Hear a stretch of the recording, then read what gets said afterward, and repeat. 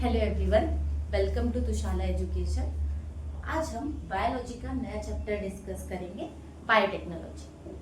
अगर हम बात करें बायोटेक्नोलॉजी की तो सबसे पहली चीज एक आती है कि ये चैप्टर का अगर वेटेज की अगर हम बात करें तो ओवरऑल आपको यहाँ पर बोर्ड की अगर हम बात करें तो मिनिमम 6 मार्क के क्वेश्चंस आपको यहाँ पर मिल जाएंगे। क्लियर है? अगर हम देखें बायो प्लस टेक्नोलॉजी, क्या आता है वर्ड? बायो प्लस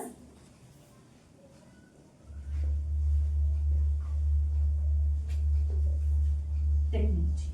ठीक है, बायोटेक्नोलॉजी बहुत बड़ी, अगर हम बात करें तो बहुत नई चीज नहीं है हमारे लिए। हमारे अगर ट्रेडिशनल जो देखा जाए, बहुत सारे जो हमारे जो ट्रेडिशनल लोग थे, पुराने जो लोग थे, बहुत ज्यादा यूज करते थे इसको। बट अभी इसमें कुछ थोड़ा एडवांस आ गया है। क्या कर दिया है? बायो में टेक्नोलॉजी को ऐड कर दिया है। लिविंग ऑर्गेनिजम्स में टेक्नोलॉजी के साथ में प्रोडक्शन को बढ़ाने के लिए जो टेक्निक ऐड की, उसी को हम क्या बोलते हैं? Bio technology. देखो, एक्चुअली बायोटेक्नोलॉजी को इंट्रोड्यूस इसीलिए भी करना पड़ा कि सबसे पहली चीज बायोटेक्नोलॉजी और किसी के लिए नहीं, हम अपने लिए डेवलप कर रहे हैं। मोस्टली ये इतना तो पता है ह्यूमंस के बारे में कि ज्यादातर हम जो भी हमारी फायदे की चीजें रहती है उसमें और आगे बढ़ना चाहते हैं। भाई हमारा फायदा है तो हम वो चीज जरूर करेंगे। तो बायोटेक्नोलॉजी में भी हमारा बहुत ज्यादा फायदा है, जिसको देखते हुए इसको बहुत ज्यादा एनहांस किया गया। सबसे पहली चीज बायोटेक्नोलॉजी, ये जो टर्म है वो कॉइन किया कार्ल इरेकी ने 1990 में। क्या term? Bio plus technology. Bio के साथ, बायो को हम टेक्नोलॉजी के साथ जोड़ते हैं। ठीक है, development of utilization of biological form, product and processes for obtaining the maximum benefit to man and other form of man. Actually अगर बायोटेक्नोलॉजी की डिफिनेशन की अगर हम बात करें तो बहुत सारी बनती है। स्पेशली अगर हम बोले तो इंटरैक्शन होता है। इंटरैक्शन किसका? माइक्रो ऑर्गेनिज्म का हम यूज कर रहे हैं। लिविंग ऑर्गेनिजम्स का जो माइक्रो ऑर्गेनिज्म, उनका यूज करके हम अपने बेनिफिट के लिए यूज कर रहे हैं। फॉर एग्जाम्पल अगर हम बात करें, हम देखा जाए तो दही कब से खा रहे हैं? कर्ड बहुत सालों से। लिटरली सी बात है ना। पर ये कर्ड बनती किससे? इतना पता है? लैक्टोबैसिलस। अभी पता है लैक्टोबैसिलस। पहले के लोगों को पता था क्या? नहीं। पर पहले के लोग तो यूज कर ही रहते हैं वो चीजें अपने बेनिफिट के लिए। बहुत सारी चीजें, चीज, कर्ड, जो जितनी भी चीजें, सब चीजें यूज कर रहे थे। पर उनको पता था कि ये माइक्रो ऑर्गेनिज्म से बनता है, ये इससे बनता है? नहीं, ये नहीं पता था। पर पता है कि बनता था। ठीक है, तो मिल्क के प्रोडक्ट और बहुत सारे जगहों पे इसका यूज करते थे, स्पेशली फर्मेंटेशन। हमारे साउथ इंडिया में भी देखा जाता है, ज्यादातर फर्मेंटेड फूड यूज करते हैं। उनको थोड़ी पता है कि माइक्रो ऑर्गेनिज्म डेवलप है, माइक्रो ऑर्गेनिज्म कर रहा है। नहीं, बस तो ये यूज किया जाता था। सबसे पहले चीज क्यों यूज करते थे? खुद के बेनिफिट के लिए। तो इसकी बहुत सारी डेफिनेशन आती है, उनमें से एक डेफिनेशन ही आती है, development and utilisation of the biological form, product and processes offering the maximum benefit to man and other life form. मतलब ऐसी टेक्निक्स, ऐसी प्रोसेस का यूज करना जिसमें हम किसका यूज करें? माइक्रो ऑर्गेनिज्म का, लिविंग ऑर्गेनिजम्स का यूज करें, जिससे किसको बेनिफिट मिले? ह्यूमन को, और साथ साथ में अदर लाइफ फॉर्म्स को भी। तो ये बायोटेक्नोलॉजी। बट उसके अलावा अगर हम बात करें, एक प्रॉपर डेफिनेशन दी गई OECD ने। किसने दिया? Organisation for economics corporation and development. किसने दी? ऑर्गेनाइजेशन, क्या है वो? ऑर्गेनाइजेशन फॉर इकोनॉमिक्स कॉर्पोरेशन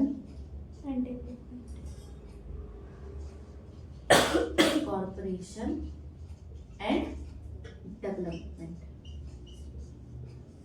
देखो, इसमें जो डेफिनेशन दी होती है 1981 में, इसमें कोई भी चेंज नहीं करना पड़ेगा, जैसी है वैसी ही हमें याद रखनी है। क्लियर है? क्या लिखा है? It is application of scientific and engineering principle. किसका? एक साइंटिफिक और इंजीनियरिंग प्रिंसिपल है जो क्या करता है? Processing of material by biological agent. किससे प्रोसेसिंग करता है? कोई भी बायोलॉजिकल एजेंट चाहिए, लिविंग ऑर्गेनिज्म चाहिए, सीधा ही बोल रहा है biological agent, to provide goods and services. जो हमें क्या प्रोवाइड कर सके? चीजें प्रोवाइड कर सके, सर्विसेज दे सके टू ह्यूमन वेलफेयर। किसके लिए? ताकि ह्यूमन अपना और अच्छी लाइफ जी सके, इजी टू इजी। सीधी सी बात है, कर्ड का हम यूज करते हैं भाई, बहुत सारे उसके बेनिफिट है, कौन से मतलब गर्मियों में यूज किया जाता है ताकि बॉडी को ठंडक देता है, ठंडा करता है, ठीक है। तो ऐसे वो किस लिए यूज कर रहे हैं, हम खुद के लिए ना। तो एक जो डेफिनेशन ये आपको हमेशा याद रखने की है, कौन सी एप्लीकेशन है, साइंटिफिक एंड इंजीनियरिंग प्रिंसिपल है, प्रोसेस करता है गुड्स एंड सर्विसेज किसके हेल्प से, बायोलॉजिकल एजेंट से, और किसके लिए ये बनाता है, ये ह्यूमन वेलफेयर की। इसमें कोई दिक्कत है नहीं, पक्का। बायोटेक्नोलॉजी क्लियर है। हाँ। तो हम अभी इसका बहुत सारे देखा जाए तो बायोटेक्नोलॉजी को अगर हम बात करें हमें बहुत सारे बेनिफिट्स भी देखते हैं, क्योंकि ये सिर्फ अभी अगर देखा जाए तो बहुत वास्ट है। हम बहुत से जगहों पे, बहुत स्पेशली अगर हम बात करें सिर्फ प्लांट्स एग्रीकल्चर की तरफ नहीं, मेडिसिन, एंजाइम, विटामिन, बहुत सारी चीजों को डेवलप करने के लिए आज बायोटेक्नोलॉजी का यूज करते हैं। और डे टू डे लाइफ हमें तो ये पता है लोगों को मेडिसिन की नीड है, ऐसा तो नहीं कि मेडिसिन नहीं खाएंगे मतलब बीमार नहीं पड़ते। अभी तो इतना ज्यादा मतलब बायोटेक्नोलॉजी के कारण भी इतना एडवांसमेंट, पहले जैसे कि हमने बोला कि जो पिग्स वगैरह से इंसुलिन को एक्सट्रैक्ट किया जाता है, अभी ऐसा नहीं है। अब बायोटेक्नोलॉजी के हेल्प से हम उसको प्रोडक्शन भी कर सकते हैं। तो बहुत सारे जगह पर बायोटेक्नोलॉजी का भी फिलहाल में यूज किया जा रहा है, तो ये हमारे लिए बहुत इंपॉर्टेंट भी है, ठीक है। तो अगर देखा जाए तो अगर शुरुआत में जब बायोटेक्नोलॉजी, हम बोल रहे हैं कि बायोटेक्नोलॉजी अभी से है क्या, नहीं, पहले पता नहीं था पर यूज करते थे। तो दो टाइप ऑफ बायोटेक्नोलॉजी, एक है ट्रेडिशनल और एक मॉडर्न। ट्रेडिशनल मतलब पुरानी, मॉडर्न मतलब नहीं। तो ट्रेडिशनल बायोटेक्नोलॉजी की अगर हम बात करें तो ट्रेडिशनल बायोटेक्नोलॉजी में सिर्फ एक ही प्रोसेस को ज्यादातर हम यूज करते थे, जिसका नाम है फर्मेंटेशन। करते हैं फर्मेंटेशन, आज भी करते हैं। घर पे इडली ढोकला बनाना है, क्या करते हैं, रात को भिगो के रखो, रात भर रखते तो कुछ समय बाद मॉर्निंग में उठते तो इतना सारा डो बन जाता है, ठीक है। तो मतलब क्या किया हमने, फर्मेंटेशन। ये हमें पता था कि हमने इसमें पहले जो अभी पढ़ रहे हैं तो पता है कि लैक्टोबैसिलस वगैरह करता है वगैरह वगैरह, पर जब घर पे मम्मी बचपन से बना रही, बचपन में पता था क्या, मम्मी को पता है क्या कि ये बैक्टीरिया के कारण में होता है या इसके कारण में होता है, नहीं पता है। बट हम यूज करते थे, किसका यूज करते थे, माइक्रो ऑर्गेनिजम्स का यूज करते थे। क्या क्या प्रोडक्शन होता था, बहुत सारी चीजें, योगर्ट बनता था, विनेगर बनाते थे, सोया सॉस था, चीज था, कर्ड था। तो ये सब का इडली ढोकला वाला जो है वो सब क्या फर्मेंटिंग फर्ड है। तो ये काफी सालों से चलते हैं, हमारे पूर्वज करते हैं। तो ये कौन सी टेक्नोलॉजी हो गई, ट्रेडिशनल। जो ट्रेडिशनली, और वो ट्रेडिशनली हम उसको यूज करते थे ताकि हम अपना बेनिफिट ले सके, ठीक है। अब आते हैं मॉडर्न। मॉडर्न में थोड़ा चेंज है। अब ये जो ट्रेडिशन, इसमें भी कोई उतना चेंज नहीं है। जो ट्रेडिशनल टेक्नोलॉजी है उसको भी हमने अडेप्ट किया,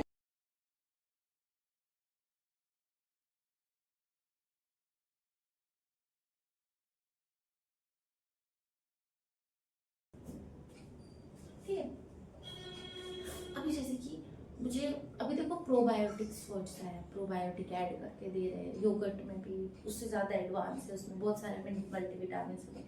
कैसे कर रहे हैं, थोड़ा चेंज कर रहे हैं कुछ चीजें जो माइक्रो ऑर्गेनिज्म में चेंज करें, माइक्रो ऑर्गेनिज्म में या फिर कोई अदर देन ऑर्गेनिजम्स में चेंज करके अगर हम उस चीज के वो जो प्रोडक्ट जो बनने वाले उसकी अगर क्वालिटी को एनहांस कर सकते हैं और वो हमारे लिए अगर बेनिफिशियल है, हम तो करेंगे ना, सीधी सी बात है। तो उसी के लिए मॉडर्न बायोटेक्नोलॉजी है। सबसे पहले एक टेक्नोलॉजी RDNA टेक्नोलॉजी, जिसको हम बोलते हैं रिकॉम्बिनेंट डीएनए टेक्नोलॉजी।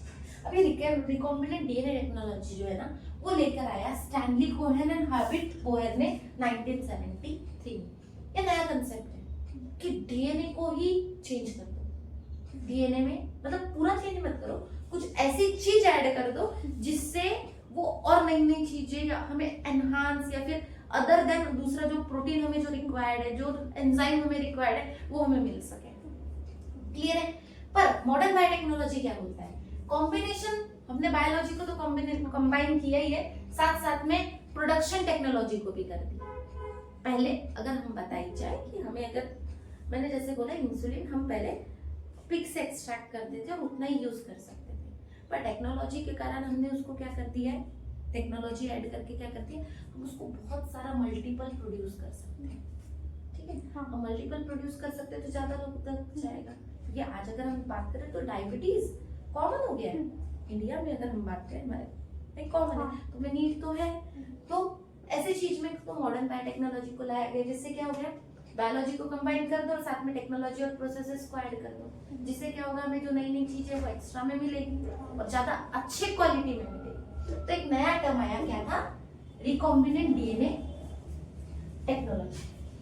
क्या था, रिकॉम्बिनेंट डीएनए टेक्नोलॉजी। अब सबसे पहली चीज, इसके मेजर फीचर्स क्या थे, जो हमारी मॉडर्न बायोटेक्नोलॉजी है उसमें 2 फीचर्स ऐड किए। पहला ये फीचर्स याद रखने, क्या है, पहला क्या बोले, capability of science to change genetic material for getting a new specific product through rDNA technology, PCR, micro अरे, cell culture and fusion and bio processing. क्या बोल रहा है कि मॉडर्न बायोटेक्नोलॉजी ऐसी साइंस की कैपेबिलिटी है जिसमें हम क्या चेंज कर सकते हैं, सीधा का सीधा जेनेटिक मटेरियल को चेंज कर सकते हैं। अगर जेनेटिक मटेरियल, हमें पता है सब चीजें हमारे जेनेटिक मटेरियल क्या है, हमारा डीएनए और आरएनए, ये 2 ही चीजें। अब हमें पता है इनमें अगर थोड़ा भी चेंज लाए, हमने लास्ट चैप्टर, इसके पहले जो चैप्टर पढ़ा उसमें देखा है, transcription, translation, specific type of protein बनाने के लिए हमारे डीएनए पे, हमारे जेनेटिक मटेरियल पे जीन प्रेजेंट होते हैं। हर जीन एक अलग प्रोटीन के लिए रिस्पॉन्सिबल है। तो मुझे बताओ, अगर हम डीएनए में चेंज करेंगे तो जो हमें बाय प्रोडक्ट, जो प्रोडक्ट मिलने वाला है वो सीधा सीधा चेंज हो जाएगा। ठीक है, अगर वो चेंज हो रहा है तो ये क्या बोल रहा है, मॉडर्न टेक्नोलॉजी क्या है, हम सीधा जेनेटिक मटेरियल में चेंज करेंगे। किसके थ्रू, कौन सी प्रोसेस है, न्यू स्पेसिफिक प्रोडक्ट फॉर्म करने के लिए प्रोसेसेस क्या है, आर डीएनए टेक्नोलॉजी मतलब recombinant DNA technology, PCR polymerase chain reaction, micro अरे सेल को कल्चर करना, सेल को फ्यूजन करवाना, उसके अलावा बायो प्रोसेसिंग। ये मेथड्स है जिससे हम, जो मॉडर्न टेक्नोलॉजी में क्या की जाती है, यूज की जाती है। क्लियर हो रहा है। नेक्स्ट क्या बोल रहा है, ownership of technology and it's socio political impact. मतलब अब चलो एक एग्जांपल, कुछ चीज मैंने डिस्कवर की, अब मैं चाहूंगी कि मेरा वाली जो डिस्कवरी है, मैं उसका क्रेडिट किसी और को दूं, होगा कैसा, पॉसिबल है क्या, नहीं ना।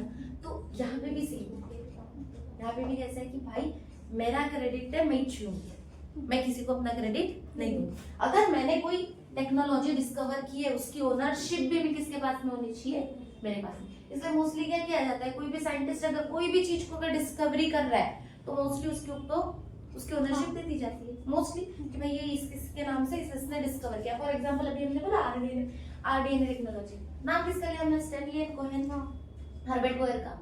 ठीक है भाई, इन्होंने डिस्कवर किया, भाई इनको दे दो। क्लियर हो रहा है। तो सेम 2 फीचर्स में क्या है अपने, एक तो हमने क्या किया है, साइंस में नई कैपेबिलिटी डेवलप की है जिससे न्यू प्रोडक्ट बन सके। हम उनके जेनेटिक, न्यू प्रोडक्ट कैसे बना रहे हैं, उनके जेनेटिक मटेरियल को चेंज करें। और सेकंड, जो भी ये टेक्नोलॉजी को डिस्कवर कर रहा है, जो भी सोशियो पॉलिटिकल जो टेक्नोलॉजी ला रहे हैं, उनको हम उसकी ओनरशिप दे रहे हैं। क्लियर है, यहाँ तक डन है। नेक्स्ट क्या आता है, principle of processes of biotechnology.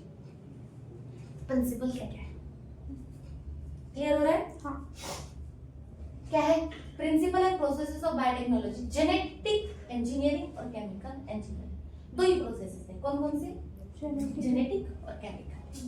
अब देखो जेनेटिक से क्या समझ में आ रहा है, जीन्स वगैरह होंगे, alteration of genetic material. Genetic का ही वर्ड हम क्या बोलते हैं भाई, हमारा जो जेनेटिक मटेरियल क्या, आरएनए डीएनए, उसमें अल्टरेशन लाना। अल्टरेशन मतलब चेंज। हम क्या कर सकते हैं, एक काम कर सकते हैं, जो जेनेटिक मटेरियल है, जो डीएनए और आरएनए है, इनमें क्या ला लें, चेंज। तो क्या हो जाएगा हमारा जेनेटिक इंजीनियरिंग। जीन के अंदर में वो एक समझो, ये कोई, ये डीएनए है किसी लिविंग ऑर्गेनिज्म का, ठीक है। इस लिविंग ऑर्गेनिज्म के डीएनए में ये जो पार्ट है ना, ये बड़ा इंपॉर्टेंट पार्ट है। ये जीन जो है ना, ये हमारे लिए, ये जो प्रोटीन बना रहा है, ये जो भी एंजाइम या प्रोटीन को डेवलप कर रहा है, ये हमारे फर्दर यूज के लिए बहुत अच्छा है। तो हम क्या कर सकते हैं, ये और एक और बैक्टीरिया है हमारे पास में, इसके पास में वो प्रेजेंट नहीं है, तो हम क्या कर सकते हैं, भाई इसके पास ये कैरेक्टर है, इसके पास से दे दे इसको, तो ये इसको बहुत सारा ग्रोथ करके हमारे यूजफुल के लिए, हमारे काम के लिए डेवलप कर दे। क्लियर हो रहा है। तो इस तरीके से हमने क्या किया, इसका वाला जीन उठा के इसको दे दिया, सीधा इसके तो जेनेटिक मटेरियल में चेंज किया, तो इसके अगर जेनेटिक मटेरियल में चेंज कर रहे हैं तो टाइम आ जाएगा हमारा जेनेटिक इंजीनियरिंग में। नेक्स्ट क्या है, केमिकल इंजीनियरिंग। केमिकल से क्या समझ में आता है, chemicals. maintaining the sterile environment for the manufacturing the variety of useful product including vaccine, antibodies and enzymes, organic acids and vitamins etc. मतलब देखो, मैंने एक कल्चर मीडिया बनाया, ठीक है, यहाँ पे मैं कोई वैक्सीन को डेवलप कर रही थी, वैक्सीन को डेवलप, चलो कोई ऑर्गेनिक एसिड या कोई एंजाइम को डेवलप कर रही थी, ठीक है, ये एंजाइम को मैं डेवलप कर रही थी। अब मैं इस माइक्रो ऑर्गेनिज्म के हेल्प से इसको डेवलप कर रही थी। अब मैं क्या चाहती हूँ, एनवायरनमेंट ऐसा स्टेराइल हो कि मुझे जो चीज चाहिए सिर्फ वही ग्रोथ हो, अदर देन कुछ ग्रोथ नहीं होना चाहिए। जैसे कि एक एग्जांपल ले लिया, यहाँ पे मैंने पेनिसिलिन को ग्रोथ कर रही हूँ, ठीक है, अब मैं चाहूंगी क्या यहाँ पे कोई और अदर इकोलाई भी आके डेवलप हो जाए, मैं चाहूंगी क्या, नहीं ना। तो ऐसा स्टेराइल एनवायरनमेंट बनाना, जो प्रोडक्ट रिक्वायर्ड है सिर्फ उसी की ग्रोथ हो। क्या बोला है, maintaining the sterile environment for manufacturing the variety of useful product, सिर्फ मेरे लिए जो यूजफुल है वही प्रोडक्ट बने। जैसे कि कौन कौन से, वैक्सीन हो, एंटीबॉडीज हो, एंजाइम्स हो, विटामिन हो, ऑर्गेनिक एसिड्स हो, सिर्फ मुझे यही बनाने, तो मुझे ऐसी कंडीशन डेवलप करके रखनी है, वो काय में आ जाएगी, केमिकल इंजीनियरिंग। मतलब हम बोल सकते हैं केमिकल इंजीनियरिंग क्या करेगा, प्रोडक्शन करेगा, हाँ, स्टेराइल कंडीशन बना के मल्टीपल प्रोडक्शन करेगा। और जेनेटिक इंजीनियरिंग क्या करेगा भाई, जीन में चेंज करके जो हमें यूजफुल कैरेक्टर है उसको एनहांस करेगा। तो ये दो चीजें मेन चीज हमें यहाँ तक याद रखनी है, ठीक है। क्या क्या देखा, सबसे पहला बायोटेक्नोलॉजी। क्या था बायोटेक्नोलॉजी, बायोप्लस टेक्नोलॉजी। क्या कर रहे हैं हम, माइक्रो ऑर्गेनिज्म के हेल्प से अपने यूजफुल प्रोडक्ट को बना रहे हैं जो हमारे लिए जरूरी है, जो हमें हमारे काम है, सीधा वही हमारे लिए क्या, बायोटेक्नोलॉजी। बट एक संस्था है, एक ऑर्गेनाइजेशन है जिन्होंने एक डेफिनेशन दे दिया 1981 में, जिसका नाम है OECD। क्या बोला कि भाई ऐसा प्रिंसिपल, ऐसा जेनेटिक और साइंटिफिक प्रिंसिपल है जिससे हम जेनेटिक मटेरियल में चेंज करके न्यू प्रोडक्ट को फॉर्म करेंगे। क्या करेंगे, न्यू प्रोडक्ट को फॉर्म करेंगे बायोलॉजिकल एजेंट के हेल्प से, जिससे वो, और वो जो प्रोडक्ट है वो किसके हेल्प के लिए रहेगा, ह्यूमन बीइंग के लिए। क्लियर है। उसमें भी हमारे दो टेक्नोलॉजी है, ट्रेडिशनल और मॉडर्न। ट्रेडिशनल हमें पता है कि फर्मेंटेशन से हम इतना सारा, अब देखो जापान वगैरह में सोया सॉस, उस दिन प्रोसेस देख ली, सोया सॉस प्रोडक्शन की 6 महीने तक उसका फर्मेंटिंग किया जाता है। तो मतलब ये तो उनको पहले से पता है, काफी ट्रेडिशनली बनाते आ रहे हैं। बाद में पता चला कि वो ठीक है बायोटेक्नोलॉजी में आता है, ठीक है। मॉडर्न टेक्नोलॉजी कुछ नहीं, बायोलॉजी को कंबाइन करो और साथ में टेक्नोलॉजी के प्रोडक्शन, मतलब प्रोडक्शन टेक्नोलॉजी को ऐड कर दो, तो क्या हो जाएगी मॉडर्न टेक्नोलॉजी। तो मॉडर्न टेक्नोलॉजी में हमने सिर्फ चेंज क्या किया है, ये दो चीजों को चेंज किया है, जेनेटिक और केमिकल इंजीनियरिंग, जिससे हमारी पूरी की पूरी मॉडर्न टेक्नोलॉजी बनी हुई। और दो उसके मेन फीचर्स है, क्या, साइंटिफिकली चेंज करो और ओनरशिप लो, ठीक है। चेंजेस के लिए हमारे पास में, मॉडिफिकेशन के लिए, जेनेटिक मटेरियल में चेंजेस के लिए हमारे पास में टेक्निक्स है, कौन कौन सी है, आरडीएनए टेक्नोलॉजी है, पीसीआर है, माइक्रो अरे है, सेल कल्चर एंड फ्यूजन है, और माइक्रो प्रोसेसिंग है। क्लियर है, डन। उसकी भी सबमिट ठीक नहीं।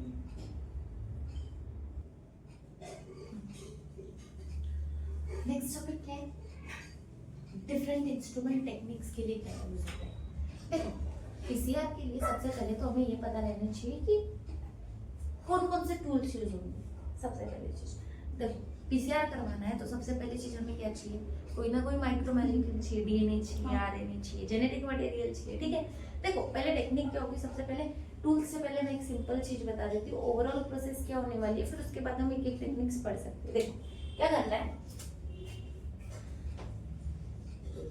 ये एक लिविंग ऑर्गेनिज्म, ये एक माइक्रो ऑर्गेनिज्म, एक समझो बैक्टीरिया वगैरह की, उसका जेनेटिक मटेरियल, इनके पास में एक्स्ट्रा क्रोमोसोमल डीएनए एक और होता है, याद है प्लाज्मिड, हमने सेल में देखा था, सर्कुलर टाइप ऑफ, अब समझो मुझे ना एक जीन है जो ना एक पर्टिकुलर एंजाइम को प्रोड्यूस कर रहा है, पर्टिकुलर एंजाइम को प्रोड्यूस कर रहा है। तो अब ये पर्टिकुलर एंजाइम को अगर प्रोड्यूस करेगा, पर ये जो है, ये जो ऑर्गेनिज्म है इसके पास में वो जीन है नहीं, जीन क्या है वो वहां पे एब्सेंट है। तो मुझे वो जीन इसके अंदर इंट्रोड्यूस करूंगी तब तो ये मल्टीप्लाई होकर वो मुझे एंजाइम, प्रॉपर एंजाइम देगा। पर ये एक, ये ए बैक्टीरिया है, ये बी बैक्टीरिया है, ठीक है। वो बी बैक्टीरिया कुछ ऐसा है, और उसका जेनेटिक मटेरियल कुछ ऐसा है, और उसके समझो इस पार्ट पे वो जीन प्रेजेंट है, जो रिक्वायर्ड जीन है वो हम ग्लाइड जीन्स को कंसीडर करते हैं, ठीक है, ये वाला जीन, ठीक है। अब मैं क्या करूंगी, ये जीन को सबसे पहले इसके पास से मुझे क्या करना पड़ेगा, निकालना पड़ेगा। इस जीन को क्या करना पड़ेगा, फ्रेगमेंट्स में कन्वर्ट करने पड़ेंगे, छोटे छोटे छोटे छोटे छोटे छोटे ऐसे टुकड़े करने पड़ेंगे, ठीक है, फ्रैगमेंट्स में कन्वर्ट करना पड़ेगा। फ्रैगमेंट कौन करता है, मोस्टली रेस्ट्रिक्शन एंडोन्यूक्लियस, हमने देखा ही था लास्ट टाइम, न्यूक्लियस एंजाइम जो है इनको तोड़ देता है। अब इनमें से ये वाला जो जीन था, ये वाला, ये मेरा ये इंपॉर्टेंट था, मुझे इसकी जरूरत है, तो हम क्या करेंगे, इसमें से भी हम क्या करेंगे, ये जो है प्लाज्मिड को निकालेंगे और इसको भी ऐसे क्या करेंगे, ब्रेक कर देंगे। क्लियर हुआ? अब प्लाज्मिड को ब्रेक किया तो ये वाला जीन इसके अंदर हम क्या करेंगे, इंट्रोड्यूस कर देंगे, ऐड कर देंगे। क्लियर हुआ? हाँ। अब ये प्लाज्मिड हम इस सेल के अंदर डाल देंगे, इसके पास में पहले जीन नहीं था, अब तो जीन मिल गया, हाँ। अब ये प्रॉपर एंजाइम बना सकता है, हाँ। पक्का? तो ये पूरी प्रोसेस हमको करनी है बायोटेक्नोलॉजी की, जो प्रॉपर एंजाइम की। तो अब इसको इसके अंदर से कट करना और इसके अंदर डालना, इसके लिए बहुत सारी चीजें करनी पड़ेगी, बहुत सी टेक्निक्स भी लगेगी। अब माइक्रोमोलिक्यूल कौन कौन से थे, माइक्रोमोलिक्यूल कौन कौन थे हमारे पास में, डीएनए है, आरएनए है, प्रोटीन है, एक्सेट्रा, ये सब चीजें हमारी माइक्रोमोलिक्यूल। हाँ। अब इनको हम किसके बेस पे डिफाइन करते हैं, माइक्रोमोलिक्यूल को on the basis of weight, molecular weight. सबका एक जैसे रहेगा क्या रे बाबा, नहीं डिफरेंट। मॉलिक्यूलर वेट इनका कैसे रहेगा, सबका डिफरेंट हो सकता है। सॉल्युबिलिटी, सॉल्युबिलिटी एक जैसे रहेगी, अलग अलग है। तो on the basis of that इसको हम अलग अलग तरीके से डिफाइन करते हैं। क्लियर हो रहा है? अब उसके अलावा अगर हम बात करें, अब हमको पूरी की पूरी ओवरऑल प्रोसेस देखना है, तो टेक्निक कौन कौन सी यूज की जाती है, पहली यूज जाती है gel permeation, osmotic pressure, ion exchange chromatography, spectrography, mass spectrometry और साथ में इलेक्ट्रोफोरेसिस। इलेक्ट्रोफोरेसिस हमने इसके पहले भी देखा हुआ है। अब इलेक्ट्रोफोरेसिस, पहले हम ये सब करने से पहले हम इलेक्ट्रोफोरेसिस के बारे में भी देख लेते हैं। अब हमें जो बी वांटेड है, ए बनाने वाला है और बी के पास में जीन है, हाँ। तो बी के पास से मुझे तो ये जीन कलेक्ट करनी पड़ेगी। तब ये जीन कलेक्ट करने के लिए मैं क्या करूंगी, इलेक्ट्रोफोरेसिस वगैरह कर सकते हैं। तो आपके बुक में इलेक्ट्रोफोरेसिस के बारे में थोड़ा सा एक्सप्लेनेशन है, तो हम पहले इलेक्ट्रोफोरेसिस देख लेते हैं, बाद में पीसीआर। पर हमें करना ही है, सब में आर डीएनए टेक्नोलॉजी में यही करना है, ये रिकॉम्बिनेंट बना। अब ये क्या हो गया हमारा, ये रिकॉम्बिनेंट हो गया भाई, इसमें तो हमने दोनों ऐड कर दिया ना बाबा, ये इसका वाला था और इसमें हमने जीन ऐड कर दिया, ये हमारा रिकॉम्बिनेंट है, ठीक है। इसी को क्या बोलते हैं, रिकॉम्बिनेंट डीएनए टेक्नोलॉजी। फिर इस डीएनए को यूज करके वो मल्टीप्लाई होकर हमें जो प्रॉपर जो प्रोटीन या एंजाइम की नीड है वो बना देगा। क्लियर है? तो अब सबसे पहली चीज देखते हैं कि इलेक्ट्रोफोरेसिस क्या होती है। क्या होती है इलेक्ट्रोफोरेसिस? देखो यहाँ पर आ जाएगा। क्या होता है इलेक्ट्रोफोरेसिस, एक मशीन टाइप होता है, एक ऐसी इंस्ट्रूमेंट है, इस तरीके से ऐसा दिख रहा है, ये ऐसा बॉक्स टाइप में, ठीक है। यहाँ पे इस तरीके से इसमें लगे हुए होते हैं वेल, वेल मतलब कुआं, वेल। और ये जो पूरी जो शिट है, शिट के ऊपर में एक जेल को स्प्रेड कर दिया जाता है, समझो यहाँ पे जेल स्प्रेड है, समझो, मैं बना नहीं रही हूँ, पर जेल स्प्रेड है जिसका नाम है एगरोस जेल, एगरोस। क्लियर हो गया? एगरोस जेल को हमने स्प्रेड कर दिया। अब क्या किया था हमने, ये जो बी ऑर्गेनिज्म है, बी ऑर्गेनिज्म से क्या किया था हमने, अब इनको सेपरेट करना है, उनका बेसिस सबका मॉलिक्यूलर वेट अलग होगा, लेंथ अलग होगी, सब अलग होगा। क्लियर?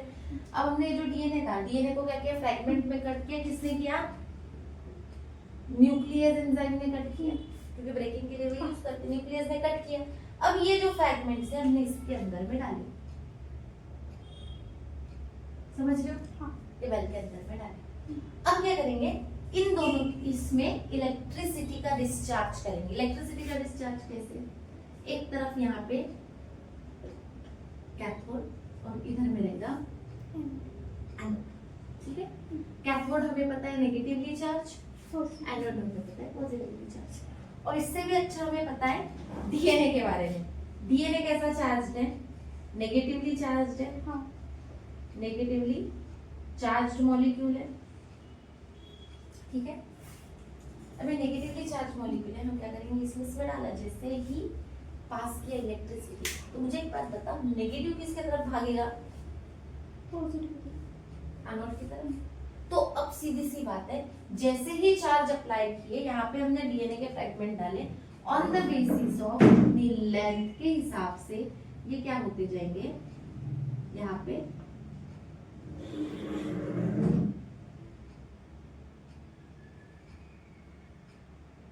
ऐसे ऐसे करके यहाँ पे कलेक्ट हो जाएंगे। अब जो डेंसर मॉलिक्यूल जो लेंथ में ज्यादा होगा वो यहाँ पे रहेगा, क्योंकि डेंस मॉलिक्यूल को मूव करने के लिए दिक्कत जाएगी। हाँ। तो सबसे पहले भागेगा कौन? जो लाइट वेटेड मॉलिक्यूल है, जो लो मतलब छोटे फ्रैगमेंट्स है, वो भागेंगे। इस तरीके से ये पूरी तरीके से अरेंज हो जाएंगे। अब ये अरेंज हो गए, तो अभी मैं एक्सट्रैक्ट करना जो मुझे प्रॉपर नीड है, इस जीन की जो नीड है, इसमें से मुझे समझो ये जीन की नीड थी, ये तो मुझे मिल गया ना। हाँ। हमने फ्रैगमेंट में काट लिया, तो उनको वहां से कलेक्ट करना है। तो कलेक्ट करने के लिए तो मैंने इलेक्ट्रोफोरेसिस से यूज कर लिया यहाँ पे। ये जीन की नीड थी, ये मैं निकाल लूंगी। क्लियर हुआ? हाँ। इलेक्ट्रोफोरेसिस, ये हमारी क्या है? इलेक्ट्रोफोरेसिस।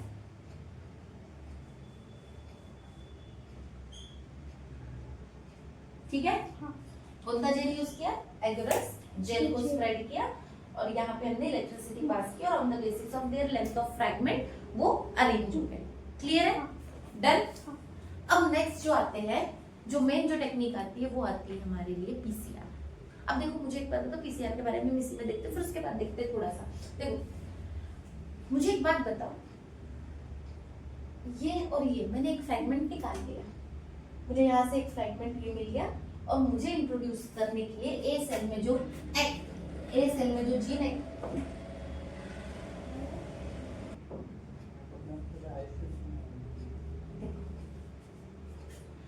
सीधा कैसा, मुझे ये जीन जो था, ये वाला जो जीन था, वो इसके अंदर इंट्रोड्यूस करना है।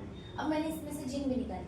अगर मैंने, जरूरी है क्या मैंने पहली बार में किया और पहली बार में इन दोनों को बनाया और पहली बार में मेरा एक्सपेरिमेंट सक्सेसफुल हो गया? पॉसिबिलिटी नहीं। तो हमें क्या करना पड़ेगा, इसको मल्टीपल, इसकी क्या करानी पड़ेगी? कॉपीज करानी। ठीक है। अब मल्टीपल कॉपीज करानी है, तो मल्टीपल कॉपीज कराने के लिए हम एक टेक्निक का यूज कर सकते हैं, जिसका नाम है पीसीआर। क्या नाम है? Polymerase chain reaction. क्लियर हो रहा है क्या? हाँ। ये बनाएगा thousands of copies, multiple billions of copies. कौन? पीसीआर टेक्निक से बनाएंगे। पीसीआर से मल्टीपल, और फिर मल्टीपल हमारे पास में इस वेक्टर को भी, वेक्टर की भी कॉपी बना सकते हैं मल्टीपल, ये जीन की भी कॉपी बना सकते हैं। मल्टीपल कॉपीज मिली, मल्टीपल, तो मल्टीपल एक्सपेरिमेंट्स में एक या दो तो एक्सपेरिमेंट सक्सेसफुल होगा ना, तो उस बेस पे हमें आगे क्लियर करना है। क्लियर? देखते हैं भी पीसीआर।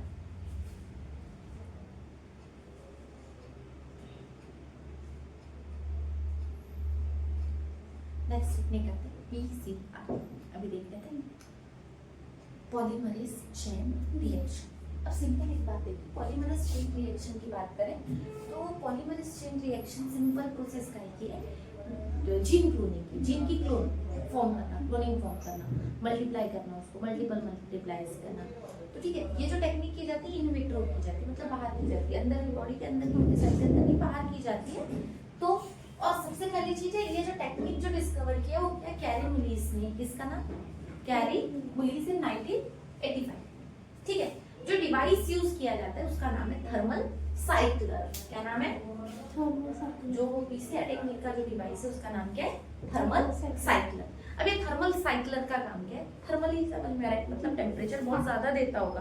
तो सिंपल 3 स्टेप में ये प्रोसेस होती है, डीनेचुरेशन, एनीलिंग एंड एक्सटेंशन। इसके लिए जो रिक्वायर्ड, जो हमें जो मटेरियल लगेंगे वो क्या लगेगा? सबसे पहले तो प्राइमर्स लगेंगे। क्या लगेंगे? प्राइमर्स लगेंगे। 2 प्राइमर लगेंगे, न्यूक्लियोटाइड्स लगेंगे, डीऑक्सीराइबोन्यूक्लियोटाइड्स जो है वो हमें लगेंगे, नाइट्रोजन बेसेस लगेगी ऐड करने के लिए। उसके अलावा क्या लगेंगे? जो भी जो भी पॉलीमरेज हम यूज करेंगे वो पॉलीमरेज कैसा होना चाहिए, थर्मोस्टेबल होना चाहिए। कैसा होना चाहिए, थर्मोस्टेबल होना चाहिए। पहली चीज क्या लगी, 2 प्राइमर्स लगेंगे। उसके अलावा पॉलीमरेज लगेगा, वो भी कैसा पॉलीमरेज लगेगा, थर्मोस्टेबल पॉलीमरेज, क्योंकि टेम्परेचर हाई हीट पे करेंगे। उसके अलावा क्या लगेगा, डीऑक्सीराइबोन्यूक्लियोटाइड ट्राइफॉस्फेट्स लगेंगे। उसके अलावा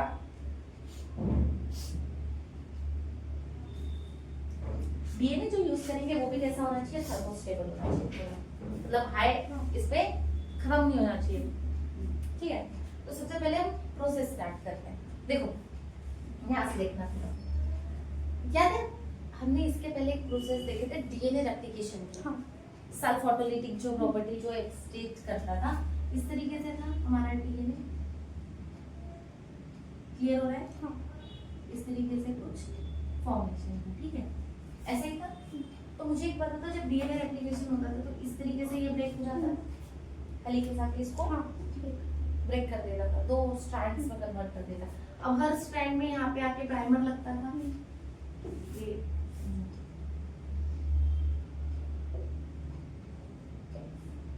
तो 5th एंड से 3rd एंड की तरफ होता था, प्राइमर यहाँ लगते थे ऐसे।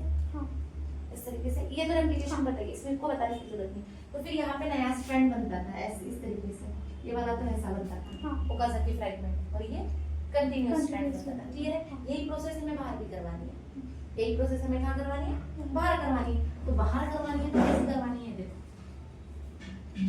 सबसे पहले डीनेचुरेशन, जो भी हमने डीएनए लिया है, जो भी हमें जो रिक्वायर्ड है, जिसकी क्लोनिंग करवानी है, हमने डीएनए लिया। फॉर एग्जांपल ये पहले कैसा था, ये हमारा डीएनए,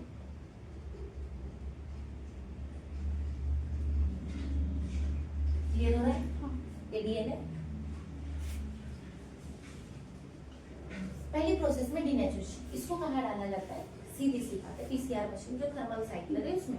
अब उसमें कितना टेम्परेचर किया जाता है, सबसे पहला 90 टू 98 डिग्री का टेम्परेचर दिया जाता है। जैसे ही 90 टू 98 डिग्री का टेम्परेचर दोगे, पहली प्रोसेस डीनेचुरेशन कितने टेम्परेचर पे हो रही है, 90 टू 98 डिग्री सेल्सियस। ठीक है, तो ये क्या हो जाएंगे, जो दोनों के जो दोनों डीएनए हैं ये क्या हो जाएंगे, सेपरेट हो जाएंगे। क्लियर हो रहा है? हाँ।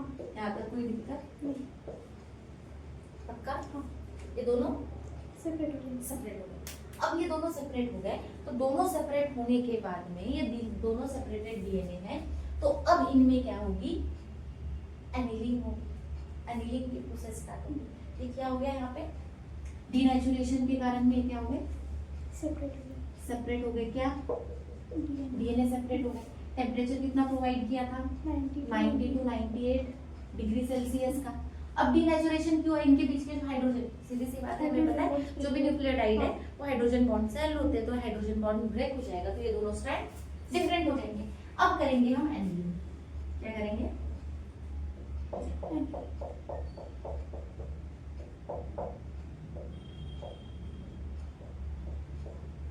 ठीक है। अब एनिलिंग में क्या होगा, यहाँ पे आएगा पॉलीमरेज, सॉरी प्राइमर। हम क्या करेंगे, प्राइमर को ऐड करेंगे। यहाँ पे क्या करेंगे, इसको इसके एंड्स में हम क्या लगा देंगे, प्राइमर लगा देंगे। ये कौन से प्राइमर है, डीएनए प्राइमर है। और हमें ये पता है डीएनए प्राइमर हमेशा 5th to 3rd एंड में ही काम करते हैं, हमेशा इसका काम 5th to 3rd एंड में, तो हमने 2 एंड्स में लगा दिए। इसी से प्रोसेस को हम क्या बोल रहे हैं, क्या किया हमने, एनिलिंग किया। एनिलिंग कितने डिग्री में, 40 टू 60 डिग्री सेल्सियस में। क्या किया, 50 टू 60 डिग्री सेल्सियस में हमने क्या ऐड कर दिया, इसमें RNA primer, sorry DNA primer लगा दिया। अब डीएनए प्राइमर के बाद प्राइमर जैसे ही लगा, यहाँ पे क्या आ जाएगा, पॉलीमरेज आएगा। पॉलीमरेज आएगा और पॉलीमरेज क्या करवाना स्टार्ट करेगा, क्या किया, एनिलिंग किया। एनिलिंग किस पर, 40 टू 60 डिग्री सेल्सियस पे। ठीक है, यहाँ पे क्या लगाया हमने, एनिलिंग ऑफ प्राइमर, प्राइमर को ऐड किया। प्राइमर ऐड होती है ये प्रोसेस, एनिलिंग सेकेंड हमारी यहाँ पे डन। ठीक है, अब थर्ड में क्या करेंगे, एक्सटेंशन। अब क्या है, एक्सटेंशन। एक्सटेंशन के लिए हमें क्या लगेगा, न्यूक्लियोटाइड को ऐड करना पड़ेगा। तो एक्सटेंशन जो थर्ड प्रोसेस है, एक्सटेंशन मतलब इसका मल्टीप्लिकेशन होगा, मतलब यहाँ पे क्या होगा, न्यूक्लियोटाइड ऐड होना स्टार्ट होंगे, न्यूक्लियोटाइड ऐड होना स्टार्ट होंगे। तो यहाँ पे हम एक्सटेंशन के वक्त में एक पॉलीमरेज लगाएंगे।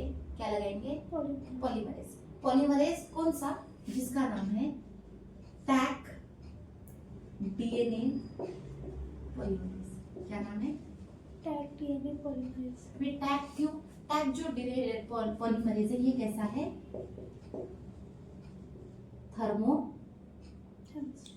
थर्मोस्टेबल, मतलब ये ज्यादा हाई टेम्परेचर पे ये ब्रेक नहीं होता, ये प्रॉपर वर्क अपना करता है, प्रॉपर एडिंग ऑफ न्यूक्लियोटाइड करेगा। अब जैसे ये आरएनए प्राइमर लगा, ये सीधा क्या हो जाएगा रे बाबा, इस तरीके से एक स्ट्रैंड, ठीक है, और एक बना लेगा। क्लियर हो रहा है, इस तरीके से दो डीएनए मिल जाएंगे। मतलब हमें क्या मिला, एक्सटेंशन, मतलब यहाँ पे टैग पॉलीमरेज का यूज करके हमने क्या करवाया, यहाँ पे न्यूक्लियोटाइड के सीक्वेंस को ऐड करवाया, मतलब on the basis of base pair, complementary base pairs को ऐड करवाया ना, ठीक है। और हमें ये एक और ये दो कॉपीज ऑफ डीएनए मिल गई, 2 कॉपीज मिली, ठीक है। अब ये किसको करने के लिए मिनिमम कितने मिनट्स, 3 to 5 मिनट्स में ये पूरी की पूरी प्रोसेस हो जाती है। और पूरी पीसीआर पता है क्या, फ्यू मिनट्स में आपको 2 बिलियंस ऑफ कॉपीज दे सकती है। मतलब अगर फ्यू आवर्स, अगर इसको कंटिन्यूअसली कुछ आवर्स तक करते रहे तो हमें बिलियंस ऑफ कॉपीज मिल सकती है। क्लियर हो रहा है क्या, तो ये पहला 3 से 4 मिनट, फिर नेक्स्ट में 2 से कितने हो जाएंगे, 4 हो जाएंगे, फिर 4 से 8, ऐसे मल्टीपल होते रहेंगे। और अगर हमें जितने चाहिए, जितनी मल्टीपल कॉपीज है, हम एक्सटेंशन करके कंटिन्यूअसली करवा सकते हैं। अब ये जो कॉपी मिली, अब इसके ऊपर में क्या करवाएंगे, जेल इलेक्ट्रोफोरेसिस। अभी देखा था ना जेल इलेक्ट्रोफोरेसिस, उससे हम क्या कर देंगे, इसको मतलब सेपरेट कर देंगे, मतलब जो हम प्यूरिफाइड कर देंगे। प्यूरिफिकेशन के लिए हम इसका यूज करेंगे, प्यूरिफिकेशन के लिए जेल इलेक्ट्रोफोरेसिस। फिर बाद में इसकी क्लोनिंग के लिए हम आगे फर्दर इसका यूज कर सकते हैं। क्लियर हुआ क्या पूरी प्रोसेस, क्या किया हमने, डीनेचुरेशन, सबसे पहले डीनेचर करवाया 90 to 80 डिग्री सेल्सियस पे, क्या हो गए, सेपरेट होने के बाद हमने एनिलिंग करवाया। एनिलिंग मतलब एनिलिंग ऑफ प्राइमर ऐड करवाया, प्राइमर ऐड किए। फिर उसके बाद हमने क्या किया, एक्सटेंशन किससे किया, टैग डीएनए पॉलीमरेज से। ये कैसा है, थर्मोस्टेबल है। ये क्या करेगा, ऐड होगा और सीधी सी बात है, न्यूक्लियोटाइड के सीक्वेंस को ऐड करना स्टार्ट करेगा और 2 कॉपीज ऑफ को डीएनए मिल जाएगी। और यही पूरी की पूरी टेक्निक कौन सी है, पीसीआर। और कौन से डिवाइस में यूज किया जाता है, थर्मल साइक्लर। क्लियर है, डन है पूरी प्रोसेस। नेक्स्ट टॉपिक पे आते हैं, बायोलॉजिकल टूल्स। देखो अभी तो इसके पहले क्या पढ़ा था, पीसीआर वगैरह देखा, पीसीआर टेक्निक देखा, पॉलीमरेज चेन रिएक्शन, मतलब क्लोनिंग कैसे करेंगे। कोई भी वेक्टर है, मतलब कोई भी चीज है, मैं उसका अगर मल्टीप्लिकेशन, हाईएस्ट मल्टीप्लिकेशन करवाना है तो हम पीसीआर से करेंगे, पीसीआर वगैरह, ठीक है। तो पर आगे हमें और क्या क्या, आरडीएनए टेक्नोलॉजी के लिए, रिकॉम्बिनेंट डीएनए टेक्नोलॉजी के लिए हमें और क्या क्या टूल्स लगेंगे। उनमें से 3 टूल्स यूज करेंगे, enzyme, cloning vector and competent host. सबसे पहली चीज एंजाइम। अब देखो आरडीएनए टेक्नोलॉजी क्या थी, सिंपल ही था, हमें क्या करवाना था कि जीन में कुछ चेंजेस करवाने थे, जो मुझे मल्टीप्लिकेशन, मतलब कोई पर्टिकुलर एंजाइम की नीड है, हमें उसको बहुत ज्यादा प्रोडक्शन चाहिए, वही एंजाइम को प्रोड्यूस करना चाहिए। तो हम क्या करवा रहे थे, आरडीएनए टेक्नोलॉजी, उसके सीधा जीन में चेंज करवा रहे हैं, ठीक है, जेनेटिक में चेंज करवा रहे हैं। तो हमें जो डिजायरेबल चीजें चाहिए उसके अंदर इंट्रोड्यूस करेंगे, तो उसके लिए हमें कुछ चीजें की जरूरत पड़ेगी। सबसे पहला एंजाइम्स बहुत सारे हो सकता है, न्यूक्लियस एंजाइम लगे, लाइसोजाइम्स लगे, डीएनए डाइजेस्टर, लाइगेज वगैरह, सब बहुत सारे एंजाइम का यूज होता है किसमें, एज ए बायोलॉजिकल टूल। पर आपको मेन जो याद रखना है, जो फिलहाल डीएनए है, ठीक है, डीएनए को कट करने के लिए कुछ न्यूक्लियस एंजाइम का यूज होता है, किसका?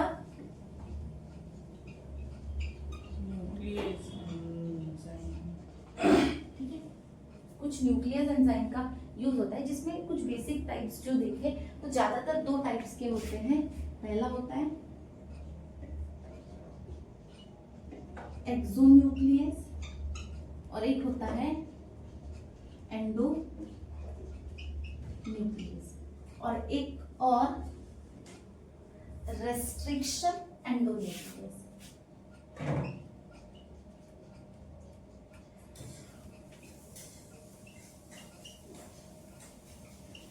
कौन सा? रेस्ट्रिक्शन न्यूक्लियस एंजाइम, जिसको हम रेस्ट्रिक्शन एंजाइम भी बोलते हैं। क्लियर हो रहा है? इस पे एंडो डाल देना, रेस्ट्रिक्शन एंडोन्यूक्लियस। देखो, अगर कोई एंजाइम, न्यूक्लियस क्या करता है? मॉलिक्यूलर सीजर की तरह वर्क करता है, डीएनए को कट करने का काम करता है। अगर कोई एंजाइम डीएनए को बाहर से कट कर रहा है, उसको क्या बोलोगे?